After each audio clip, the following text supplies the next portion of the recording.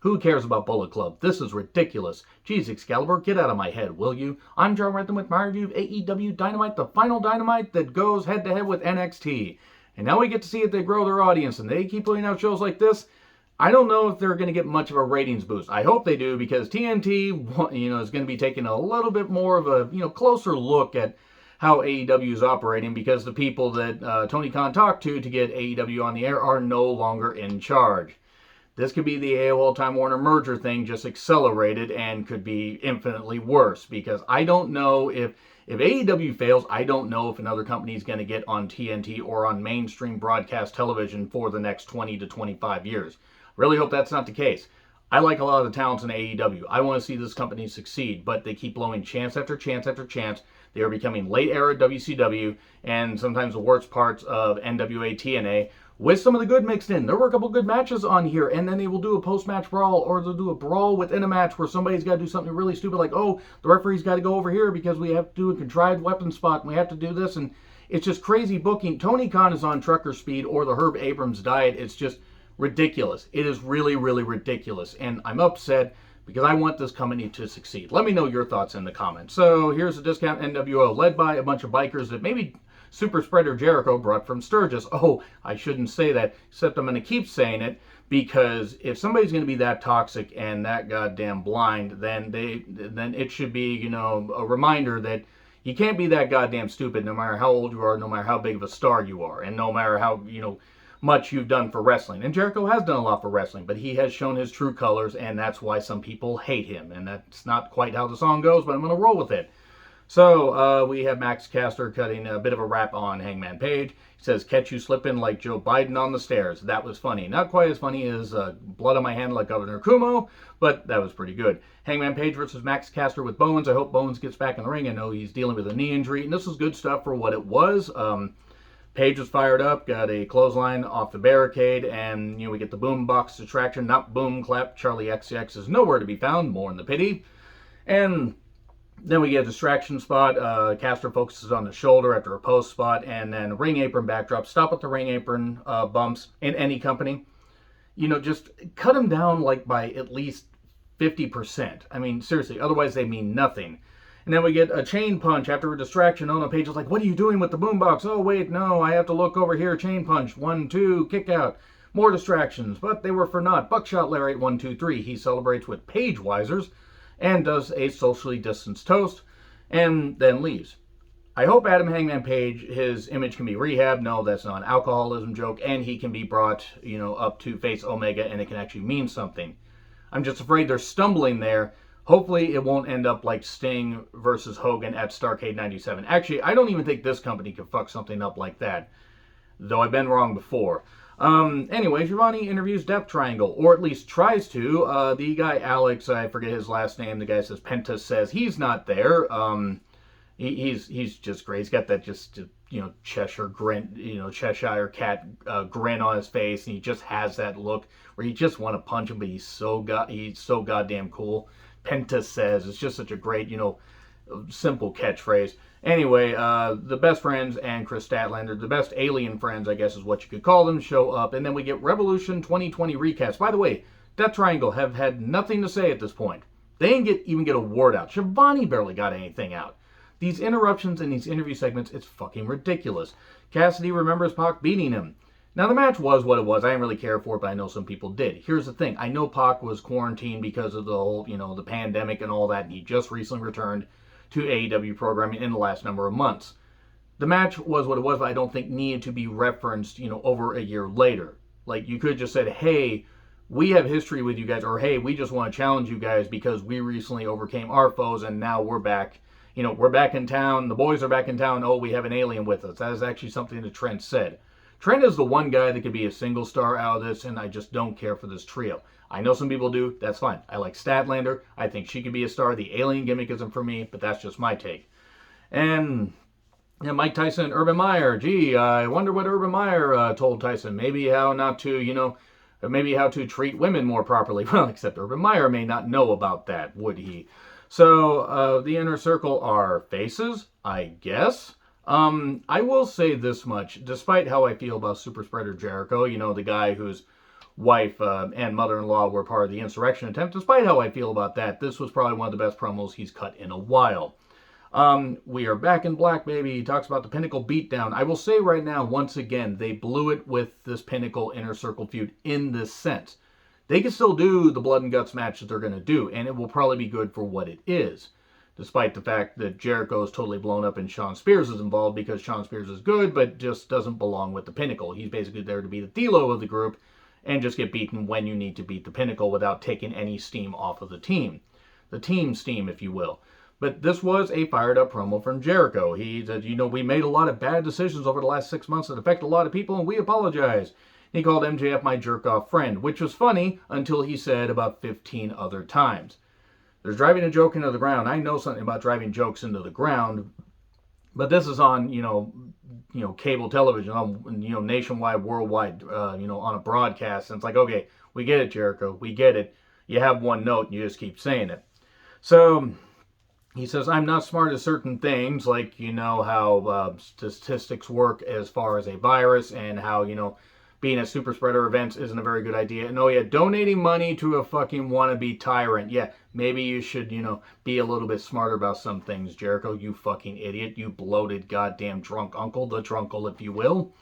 So, basically, he says the Inner Circle wanted to suck it out of MJF. I think I understood that. And then says, well, I certainly wouldn't want anybody to say swirly chance to him when he comes back. Oh, remember last week, he stuck his head in the toilet. And then, MJF tried to dive through the Pepsi machine to escape. Will you stop?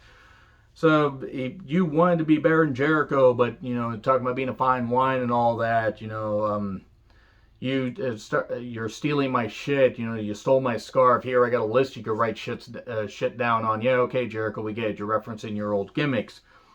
And then checking social media, constantly to see what people say. Ironic, considering Jericho blocks a lot of people that don't agree with his political views. Which, sure, you can do that. But Jericho, it's the pot calling the kettle black, basically. And then how Tully is like the third string, guy on, the Four Horsemen, ranking somewhere between Oli and Paul Roma. What did Paul Roma ever do to deserve these shots? Mongo was the worst member of the Four Horsemen, in my opinion. FTR are like the Jonas Brothers. I know they're talented, I know they make a lot of money, but I can't tell them apart. And then how Spears called him after WWE fired him. And he did kind of do a Sid half the brain, I have half the brain that you do line, where he said Wardlow, he was supposed to say Wardlow has $1 million body and a 13-cent brain, but he flipped it. $1 million brain, 13-cent body. Is what it is. I mean, he has maybe a little bit too much of the bubbly, so that is what it is. And he says, we're going to shove your heads up each other's, all your asses and form a human centipede, and MJF is going to be the end. And you know what? I can appreciate a good human centipede joke because they're funny. Gross trilogy, but funny. So, Blood and Guts on May 5th, by the way, which I don't know why they're waiting, or not waiting until the pay-per-view. Oh, wait, they already blew it with the whole goddamn backstage brawl last week, which they did blow it. They blew it as far as dragging this feud out a little bit, where you could have put a little bit more on the Pinnacle, and then you could have done that brawl. But it is what it is. Too late now. Dasha interviews Christian. I want to point out once again that Dasha puts in the work in her workouts and has bigger arms than most of the AEW roster. And that's not a knock on Dasha. It's more of a knock on the roster. He says that last week was, eye-opening, that he felt so happy that he was able to be back in the ring, and then talks about Kazarian. Taz interrupts to say, hey, join Team Taz. We're having problems, but join us. Maybe we can help you. Maybe you can help us. Somebody, help me. Help me. Spock, help me. Jurassic Express, thankfully without the midget, took on Bear Country. Godzilla vs. King Kong. Because, advertising. Godzilla vs. Kong, by the way. I did watch that movie, and it was what it was. It was a fine monster fight.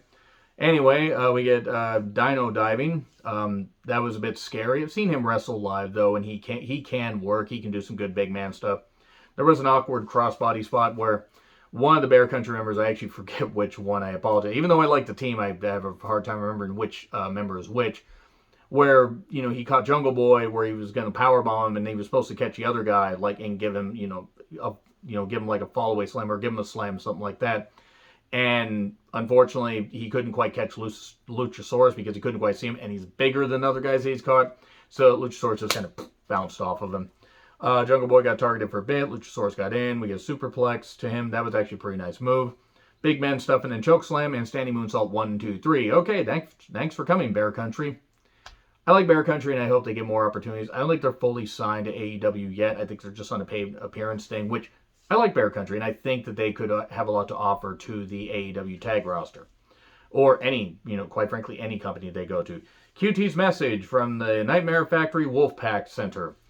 I'm sorry, but this whole Nightmare Factory Black and White and Wolfpack, which actually is QT Black and White? Or no, I think Cody's thing would be Black and White, and then QT's would be Wolfpack. Which one's the cooler one? Actually, putting QT on the cooler side might be a little bit much, but he used a lot of buzzwords and everything. Talked about, even wearing makeup, because even as Dusty's kid, you wouldn't, amount to shit. Talked about, being behind Ted DiBiase Jr. You went to the Indies and teamed up with a bunch of vanilla midgets. So many buzzwords. Good God. QT, I appreciate what they're trying to do with QT. And if I found him interesting at all, then I would care about this feud. I got nothing against QT. He overcame a neck injury. He is working hard. He's a really good trainer. And he is solid in the ring. I just haven't been given much of a reason to care about this heel turn, because when it suddenly was happening at Revolution, even though they tried to nurse it along, we knew it was coming. The whole exhibition beatdown thing was ridiculous, because you had to have Red Velvet play the Brandy role. No, don't hurt your friend. What the hell are you doing? Again, the show just gets ridiculous, and I don't think this... What are they going to do? Are they going to have 2 Blood and Guts matches? Are they going to have Inner Circle and Pinnacle? And are they going to have Nightmare Factory Wolfpack and Nightmare Factory Black and White in the Blood and Guts match? Watch them do that, the pay-per-view, and blow off the one that could have any potential on free TV. It's Sting, and he's interrupted by Jake Roberts almost immediately. And then Archer says, you bring me in, you push me to the top, I go away, and then I have main event matches, and I go away, it's my time, da-da-da-da. Archer can actually cut a good promo. And hopefully they start using him, because Archer has done really good work for a number of years, but he is in his mid-40s. Father Time is undefeated. Father Time will eventually come calling, tap you on the shoulder until you turn around. And don't turn around, or your career is basically done. Sting then says, well, you are a main event guy, Jake. Tell him how to do it. Make it showtime. It's like, you got it in you to do it. And it was fine, but then Archer just walks off. There were elements of, a good promo battle here. This is probably the most fired up Sting has been on promos in a while, and Archer did some good stuff, but they were like, okay, and Archer's like, oh, wait, I could, but I'm just going to wander off, even though I want it to be my time. All right, whatever. Promo backstage. Team Taz is fine, except they aren't. No, Starks, you're trying to instigate this stuff with Cage. Yeah, duh. Oh, wait, next to Taz, it's Hook! I will never understand why Shivani said that. Darby with Sting versus J.D. Drake with the Dolph Twin, a.k.a. Ryan Nemeth, and Cesar Panini. And J.D. Drake actually impressed me here. One, I like that he has a territorial look and style, and it works for AEW. The problem is, and this is not a knock on JD, this is how he's presented. The vast majority of people didn't have a clue, unless you watch all their YouTube stuff. And I do, so I know. But the vast majority of people that are watching AEW Dynamite may not have a clue who JD Drake is. They should have done a little bit of a package. They did do something where I think they put it on social media, explain how he, overcame some family stuff and got into wrestling and stuff like that because he loves it. And that's great. But again, showing that and maybe not having matches go 20 goddamn minutes and just showing a 3-minute package on JD Drake. Oh, this is why we should care. Cool. We could do that. This match is fine. Darby dies very differently because he just throws his body into anybody. I am worried that he is not going to have, the ability. He's not going to really be walking very well by 35. He may not be walking at all by age 40. I don't wish that, but just the way he bumps. Sting chases the Dolph Twin away. This is after he had hit Cesar Panini in the leg, which he sold for about 20 minutes of this 10-minute match. Don't ask me how that worked. He sold that for a really long time. Drake did show something here. He got a couple close near falls after a cannonball and a Vader bomb, but missed a moonsault, and then Darby got an avalanche code red and coffin drop 1, 2, 3. Nice little match. Pretty good stuff. I just wish that they'd done a little bit of a video package on JD Drake. That's all. Just for more fans. I think it would have been nice. And then Darby's on the stage. And then here's Hardy's group. They attack. Allie's yelling at the announcer's table to clear everything up because, hey, we want to, put him through there. I'd listen to Allie if she yelled at me, mainly because, she likes horror movies, and any woman that likes horror movies is okay with me. So then the Dark Order show up, and then Ty Conte brawls with Ali because we are getting that match a little bit later. Are we getting it next? No, we actually can't do that. We can't get that next. That would make too much sense. Why not just go to the match? Why give them a few minutes to recover? Anyway, Jericho's backstage and he gets jumped by the Pinnacle. They go to the ring. We get a pile driver, the spike pile driver to Jericho. Aaron Circle's, locked in the locker room. It's actually kind of funny that Marvez suddenly has a camera back there. Oh, it's like they're down there. Go, go, go. They're there. And they have a hammer in their locker room or an axe or something. Here's Johnny. And they, chop their way out. And suddenly Mike Tyson shows up. This is what they brought Tyson for. He starts punching Shawn Spears. And then Jericho and Mike Tyson, after the Inner Circle get out there, Jericho and Mike Tyson have a handshake thing. This would be fine, except they didn't reference much of anything that happened with Mike Tyson after he showed up at All Out. And I get it. I'm not saying that the guy needed to be on the show forever, like every single week, but it's like, okay, they were fighting last year, and now suddenly they're friends, and okay, there's $100,000 or whatever down the goddamn drain, because I'm sure Tyson's appearance didn't come cheap, and Tony Khan loves to throw money around. This is ridiculous. And speaking of ridiculous, well, actually, no, this wasn't so ridiculous. Shivani interviews Britt and Reba in a hallway, and Britt basically takes a shot at Shida, who wouldn't want to take a shot at Shida, moving on, and that the ranking system is BS. She's not wrong, especially with how it's used. And then we get the bunny with B&B, not bed and breakfast, but Butcher and Blade, and Hardy versus Ty Conte with the Dark Order and Brody's kid. Okay, look, I want, and also Shida was there. I want to try to be kind here. Ali looks good. Ali has a good character. Ali cannot really wrestle. Ty really has improved. Ali's not terrible in the ring. She's just not great in the ring. But she has good character. She bounces around looks all crazy and everything, so that works. That can only take you so far, though, if you're only in the ring. So Ty throws those knees very well. We get a suplex on the floor. We get the Ty KO for 2. And then Ali hits Shida while there's a brawl breaking out, because we have to have another brawl. The brawls in the match and the brawls after the match, it's so ridiculous. It's Russo-rific, late WCW booking, and it doesn't need to happen. It's goddamn stupid. And then we get a cane shot to Ty Conte because this brawl's still going on, but then Shida stops her after she got knocked down, and then we get a superplex in, DD Ty, 1, 2, 3. Okay, thanks for coming, Ali. That sounded less dirty in my head. Now let's go to next week, because it's going to be Darby versus Matt in a Falls Count Anywhere match for the TNT title, which they promote a bit, but they've also promoted on Dark. Once again, show a little bit like, hey, Matt Hardy's been calling him out. Do a little 30-second thing. Just do that. Don't have these matches go on forever. Stop doing these post-match brawls. Yes, you have a whole bunch of people on the goddamn roster, but seriously, you can show restraint. It'll be okay. And you can pay, to have somebody show you restraints. You can pay to have somebody use restraints on you. Don't ask me how I know that. Delete your search history, kids. So, Bucks versus Pac and Phoenix for tag titles. Anthony Ogogo's in-ring debut. Okay, hopefully it's better than his commentary. Jade versus Red Velvet. We get a video package on both of them. Dax versus Jericho. I believe Cash and Sammy Guevara are going to be in their respective corners. Everybody else from both groups are banned from ringside, and Mike Tyson is a special guest enforcer because this particular Dynamite is taped. They're going to have their first ever house show, I believe, tomorrow, if I recall. And then we get to Omega and the Good Brothers versus Mox and the Bucks. And Don Callis taunts one of the Bucks, I believe it's Matt, and then joins commentary. I know some people care about this. I don't. I don't care about this drama. I didn't mind when they did it with Paige and Omega against the Bucks at Revolution in 2020. I didn't mind when they did this Bucks Omega stuff when Kota Ibushi was teaming with Omega. It was Golden Lovers versus the Bucks, the Strong Style of All 2018. The problem is you're involving Callis, you're stretching this out too much, and I don't care about this. And it's like the line, who cares about Bullet Club? This is ridiculous. Yeah, Excalibur kind of summed this thing up. If you guys like it, that's fine. It doesn't work for me. It was what it was. Mox can work. I don't care about this high school drama shit. Mox was essentially just, he was neutered here. He's fucking neutered to Goldberg finger poke of doom levels. He hits 2 paradigm shifts because he's frustrated with everything that's going on, with the Bucks not wanting to hit Omega enough. Then Eddie shows up. The Good Brothers hit the Magic Killer on the ramp. And during all this, they, Omega gets, Omega watches the Bucks hit a super kick, where I believe it's like Nick that hit a super kick on him.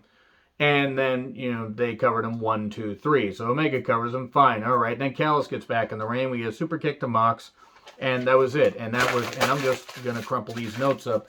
Look, it wasn't that it was bad. It wasn't that it was a bad show, but it was also kind of a bad show because there were elements of good. There were good matches. There were good moments in these promos. And then they would just take it away by doing a bunch of goddamn bullshit. We didn't need, after the Inner Circle promo, to have a beatdown that week. We could have just... I get it because they're taping some stuff, and maybe they only have Mike Tyson for a little bit, but they're doing too much, and it's going to cost them. And I will be surprised if the ratings rise way higher with the level of, the quality show that they're putting on, because it's sometimes fun to watch, and then other times it's just a goddamn mess. Anyway, agree, disagree what I said, like, share, subscribe, Twitter handle in the description. I'm John Rickland. I'll see you soon.